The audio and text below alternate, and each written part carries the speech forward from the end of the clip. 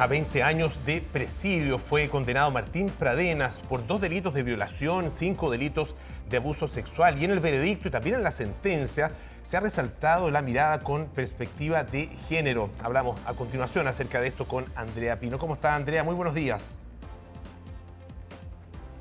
Hola, ¿cómo están? Buenos días. Queremos saber qué significa fallar en este caso con perspectiva de género, si eso se cumplió en este fallo contra Martín Pradenas, si tenemos experiencia en este tema, en otros fallos, en otras sentencias. Estamos junto a la abogada Alejandra Castillo, ella es directora del Departamento de Derecho Penal de la UDP, para que nos oriente un poco más en este tema. ¿Qué tal, abogada? ¿Cómo está? Buenos días. Buenos días, muchas gracias, muy bien. Abogada, ¿qué significa fallar con perspectiva de género? ¿Y ocurrió eso efectivamente en este caso? Bueno, fallar con perspectiva de género significa establecer una resolución judicial donde los jueces, el órgano adjudicador, en el fondo se pueda prescindir de convicciones o sesgos preconstituidos sociales, tanto en el establecimiento como en la valoración de la prueba. Y esto en este caso, por ejemplo, nos lo vio de manera muy evidente con los argumentos que presentó el abogado de Pradenas, ¿no? El abogado de Pradenas trataba de presentar un escenario donde las víctimas, y particularmente una de las víctimas, en el fondo, dado que ella estaba en estado de ebriedad o andaba ligera de ropas, en el fondo, ella estaba con una predisposición a ser violada o a ser abusada sexualmente. Esa es una preconcepción social que da cuenta de, bueno, una mujer que anda ligera de ropas y que está borracha es en el fondo algo muy cercano a una mujer que ejerce la prostitución, ¿no? O que siempre está dispuesta para el acto sexual, versus entender el acto sexual como solo puede tener lugar cuando una mujer consiente de manera expresa, no al contrario. Lo que estaba tratando de plantear es la mujer siempre está dispuesta, salvo que lo diga de manera expresa. Una mujer que está borracha o que está inconsciente evidentemente no lo puede hacer.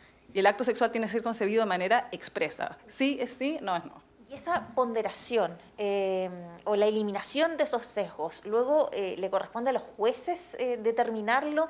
También se hace durante la investigación que lleva adelante el Ministerio Público. ¿Cómo es el desarrollo de esta perspectiva de género en todo el proceso? A ver, la perspectiva de género se aplica en el fondo en todos los ámbitos, ¿no? Uno podría decir que no solamente en términos de la valoración de la prueba por parte del órgano adjudicador, los cuales evidentemente tienen que tratar de construirse este término que está tan manoseado, pero también por parte, por ejemplo, de las policías, por parte de los intervinientes del juicio, tanto de la Fiscalía como de la Defensoría, de tener ciertos cuidados y ciertos baremos éticos en las interrogaciones. Por ejemplo, el caso contrario lo vimos en el caso de Nabila Rifo, ¿no? A donde fue abiertamente cuestionado tanto por la defensa como por otros abogados su historial sexual, por ejemplo, ¿no? O sea, si una persona tiene un determinado historial sexual, entonces también no puede ser violada, ¿no? Entonces es una cuestión más bien transversal. Las policías también tienen un rol en términos de no revictimizar a alguien que va a hacer una denuncia. Es una cuestión que afecta a todo el organismo, el aparato judicial y a la sociedad toda, evidentemente. La sentencia contra Martín Pradenas, este fallo en particular, ¿marca un precedente? ¿Es inédito? ¿Dónde recae la importancia de este fallo? Ya. A ver, ahí hay dos cosas. Primero, aclarar que Chile no es un país de case law, ¿no? Chile no es un país como los sistemas anglosajones, donde uno opera sobre la base del precedente judicial. Chile es un país positivista que opera en base a leyes que son los preceptos vinculantes respecto a los cuales los jueces se tienen que atener. En ese sentido, el precedente como tal no existe hasta cierto punto. Lo que existe es una referencia o la jurisprudencia como una fuente del derecho, pero mediata en términos interpretativos. Por ejemplo, en esta sentencia antes se falló así, o como referencia en un caso concreto. En ese sentido, evidentemente, sienta una suerte de patrón en adelante, bueno, a raíz del caso Pradenas, que se falló con perspectiva de género, y probablemente en adelante se reviva el fallo, se cite de nuevo. ¿Marca un antes y un después? Sí, porque en este caso, de manera explícita, el tribunal dice, bueno, aquí se está utilizando una perspectiva de género en la resolución, lo cual es bueno y malo. Porque por una parte, si bien estamos avanzando, también da cuenta, a contrario sensu, porque uno puede entender, bueno, entonces en todos los otros casos no se falló con perspectiva de género, debían de haberlo hecho, ¿no? Pero sí, es un fallo de relevancia, por cierto. Hay preguntas en el estudio. Polo, te escuchamos. Sí, muchas gracias, Andrea. Abogada, ¿cómo está? Muy buenos días. Le quería preguntar con respecto a algo que usted mencionaba. Decía, en la interpretación de los hechos, la perspectiva de género implica despojarse, ¿no es cierto?, de prejuicios que pueden estar incorporados en la mirada, ¿no es cierto?, cultural que tenemos. Pero, ¿qué pasa con la ley? Porque también la ley debiera ser, de alguna manera, escrita, tal vez reescrita, sobre todo en algunos aspectos, con esa misma perspectiva de género.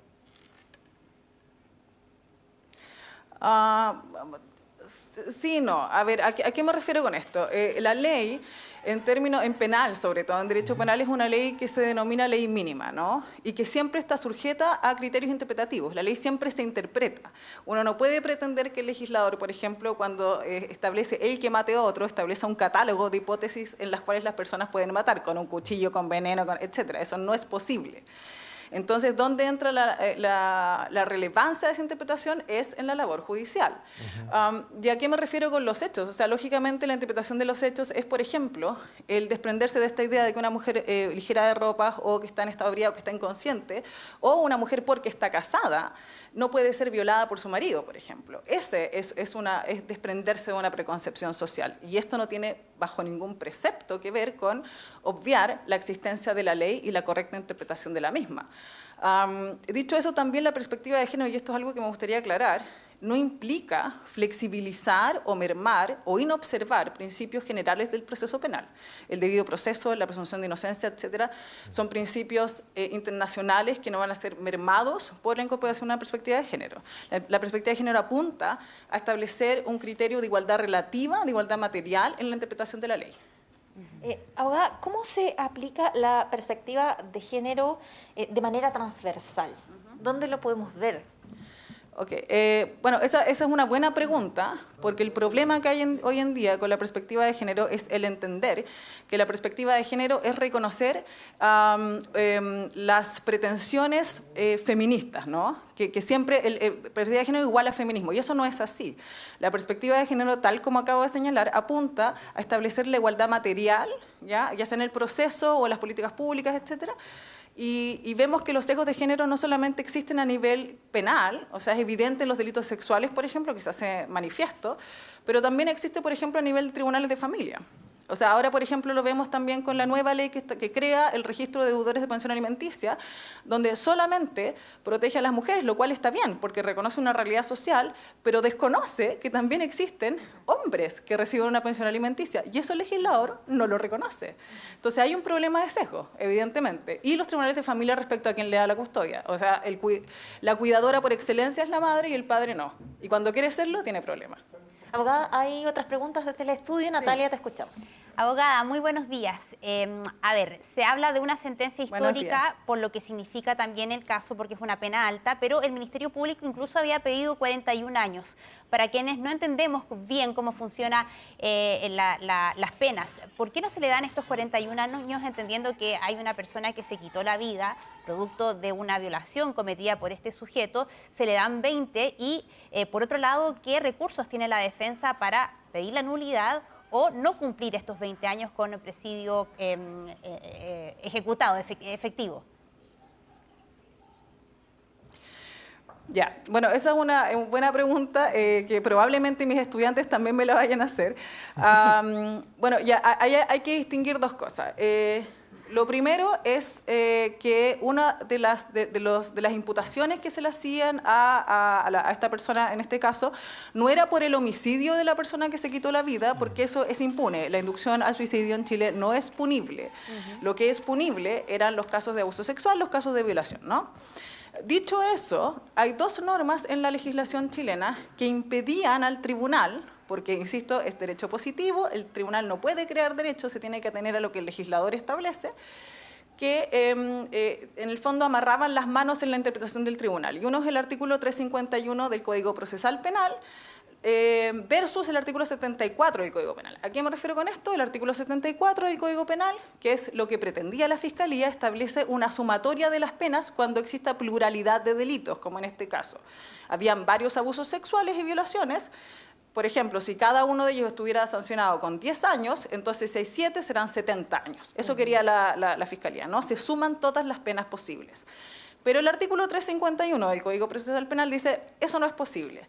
En el caso en que se trate de delitos de la misma especie, como es el caso de Pradenas, porque él cometió delitos de carácter sexual que atentan contra la libertad sexual. No fue un robo y una violación o una injuria y una violación, fueron todos delitos sexuales. Se aplicará la pena que corresponde al delito más grave, aumentada en 1 o 2 grados. Y eso es lo que pasó acá. Salvo se aplica el otro artículo de la sumatoria si es que es más beneficioso para el imputado, porque no se olviden tampoco de las garantías procesales del imputado. Es decir, aun cuando sea brutal el hecho, aun cuando sea una cuestión reprochable, la persona imputada tiene garantías procesales. Y una de esas es que él tiene derecho a una pena adecuada y justa. Ahora, sobre los recursos que tiene la defensa, efectivamente usted lo mencionaba de manera correcta, tiene derecho a un recurso de nulidad. ¿A qué se refiere con esto? Podría pedirla, que según leí, lo va a solicitar, la nulidad o del juicio, de la sentencia o de ambos. Y en ese caso habría que realizar todo el proceso de nuevo. Y bueno, a mí, la verdad, yo si fuera abogada no lo haría. Pero bueno, los abogados tienden a agotar todos los recursos posibles en pos de su cliente, pero me parece que la pena está bien puesta. Bien. Abogada, muchísimas gracias por el tiempo y la entrevista. La abogada Alejandra Castillo, directora del Departamento de Derecho Penal de la UDP, para abordar este tema naciente, probablemente todavía en pañales en nuestro país, pero que ya comenzamos a abordar, a revisar en diferentes casos, como en este, para muchos un fallo histórico, inédito quizás por sus características. Ahí está entonces todos los conceptos relacionados con el fallo con perspectiva de género.